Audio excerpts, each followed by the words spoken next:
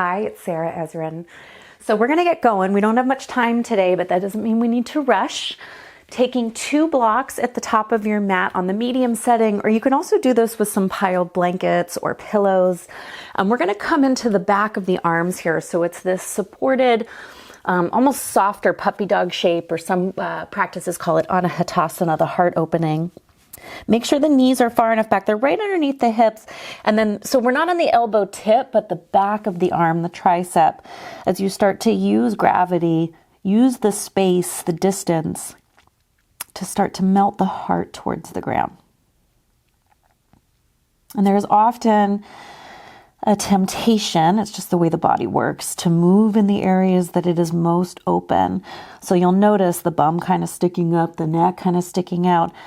Actually, see if you can gather your ribs up, lengthen through the back of the head, and then keep that engagement. Now that space right at the bottom ribs, melting that towards the floor. So it's kind of like the bottom of your lungs could open a little broader, a little wider, supported by the hammock of the tummy. The belly button pulls to the spine. And we'll take one more breath here. And then coming out, really gather the ribs to lift up. Press down into the elbows and the forearms. Go ahead and move the blocks off or whatever you had on your floor. And whatever we're doing here for your cat-cow, we're going to go into a figure 8 position. So first inhale your chest forward. Shoulders off to the right, come through the middle, hips to the left, back and around. Forward to the left, up and around in a figure 8 shape. So in the middle, we're very much like one of those timers, those sand timers, coming in a little centered and back and around. And you can do this in any direction you'd like. You can hear my knees cracking. You can switch it up at certain places. Find those niggly bits. Find the parts that you really want to kind of sink into, and then allow yourself to do so. Great way to warm up the wrists. Meeting back in a child's pose. From here, inhale, shift forward into downward facing dog. So just bring the hands a little bit ahead of the shoulders, curl the toes, lift your hips, pressing down through the whole hand. Right, there's a tendency to kind of roll onto the outer wrist here. See if you can keep the inside of the hand just as pressed as the outside. So that grounding energy from downward dog really does come from our roots and our base. And then we'll lower back onto the knees once more. All right, interlace the hands behind the back. Take a big inhale, lift your chest up, grow your chest up towards the ceiling. And then notice if you can reach your knuckles to the ground, okay, that's nice. You can play with that there. Some of you may be keeping the knuckles on the sacrum and drawing the upper arms open instead. The back of the neck is long. Again, remember, right? We like to move where we're most mobile. If anything, actually drop the chin to the chest and then lift the chest up, swell the chest towards the ceiling. And then keep the interlace of the hands. On an exhale, start to fold up and over the legs. Allow the tummy to round when it touches the thighs. Come to the crown of the head, roll up. Interlace the hands up and over, rabbit. And then let's go back and forth a few times. So first sink the hips, keep the spine round. Slowly inhale your way up, pause. Extending the spine now towards the back bend. Lift up, reach back, maybe knuckles touch the floor. Exhale your way up through the neutral spine and then folding, rounding. And we're gonna lift our hips, come to the crown. And slowly reach back through the hips. All the way up to sitting. Again, one more round of these. Big inhale into the arch, into the back bend. If it's too much on the hands ever, grabbing a strap instead. And very last one, come up and over. When we rest the belly on the thighs, there's that softening in the tummy, spaciousness in the diaphragm, the arms reach. And we sink the hips back, and this time meeting back in a child's pose. Reach both arms straight out in front of you. Separate your knees as wide as the hips. Take the arms off to the right. Crawl yourself all the way over. Keep the left outer hip reaching back. We're just getting into the spine in all directions.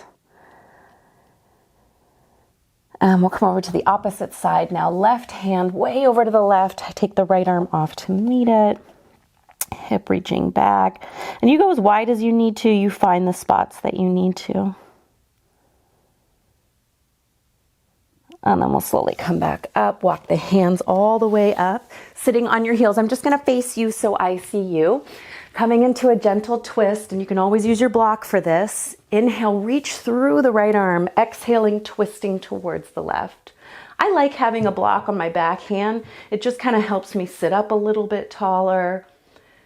It's that recommitment to the plumb line of the spine from crown to tail, and then like a spiral staircase turning around the vertebrae in the center of the body. Notice that even in twist, there is a little bit of a back bend. Back shoulder draws in to open the chest. And we'll switch to the other side. Reach up through the left arm. Maybe move the block and then twisting towards the left. And though there is a little baby cobra in the upper spine, a little bit of a back bend, the thing we want to be aware of is when we're rounding and twisting, because that can get compressive on the discs. So definitely draw the ribs in, keep the low belly engaged, lift up and turn on the exhale. And then release that. Stay sitting on the knees. If this is comfortable, you can come into a cross-legged position, side bending. Right hand comes to the right, big inhale, left arm up. Let the right elbow get heavy. Even kind of drop the hips over to the side, right? We get so linear in our yoga practice, but you want to find the sweet spots for you. This is getting into the QL, the lats, all along that left top waist. Exhale like you're rolling your chest, hands towards the floor. Big inhale, circle the arms up. And then on the breath, do this a couple of times, rounding and rolling, inhale up. Let the hips move with you. So we're not trying to stabilize the pelvis. We're letting the whole pelvis move along with the spine. And release the arm. Second side, top arm up. Left hand to the left, so it can be on a block. I like the block because it helps the elbow bend. We'll lean first. Play around, right? Do you need to kind of round down a little bit to find that release from hip to back rib? Do you need to roll up? Stay with your breathing. Maybe walk the bottom hand out a little bit. And then as the hips sink over towards the right, playing with a bit of a rounded shape, bringing the arm out in front so we get right into the backs of the arms, the rhomboids, the muscles between the shoulder blades, even the rotator cuffs at the back of the arm. And slowly up and around. Inhale, 3 rounds of these. Exhale. And lift. And one more around. Remember to let the pelvis move with you. Reach both arms up and release the arms down. All right, coming forward onto hands and knees once more. Blocks are off to the side. Inhale, lift the chest up. This time on the exhale, we're going to curl the toes, lift the hips. Come on into downward facing dog. And maybe it's your first today. Maybe this is a supplementary practice. Pedal the legs. Not dissimilar to that opening pose. A little more weight towards the fingertips, even as you melt the space between the shoulders. And then from downward dog, lift up to the tips of the toes. Keep lifting up so much till you start to C-curve the spine, rounding the low belly like the belly button could pull towards the ceiling. And then keep rounding as you shift the shoulders forward, but we're rounding to come towards the plank. Plank is going to be much more rounded, engaging the serratus, the sides of the shoulders, all along the rib cage, round, round, round. And then round your way right back into downward dog. And notice the shift when it comes into the hips and they sit a little higher. And let's just do that 2 more times. Lift up to the toes, C-curve the spine, tailbone under, navel in, rounding your way forward towards plank pose. Pause in this rounded plank, really press the palms, and then back through the down dog, rounding back, heels down, and last one, lift up to the toes, round the spine, come forward.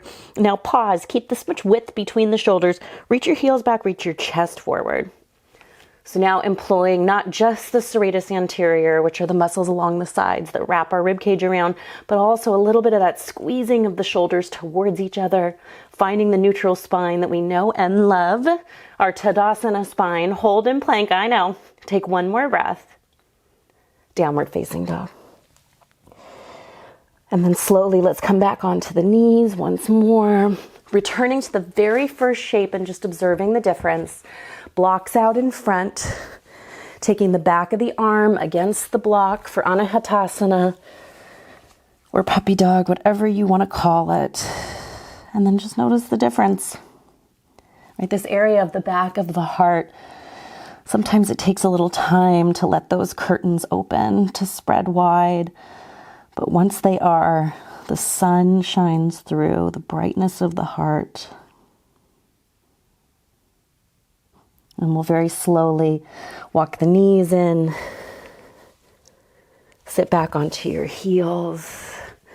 With your hands in Anjali Mudra, just kind of nudge the heart up to the sky, keep the shoulders soft, maybe close the eyes if that's comfortable, and take one last breath as a group.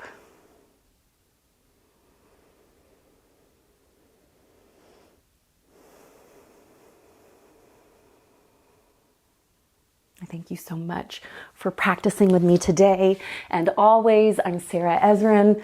If you haven't yet checked it out, my book, The Yoga of Parenting, is due out summer 2023. Pre-orders are available if this is before then.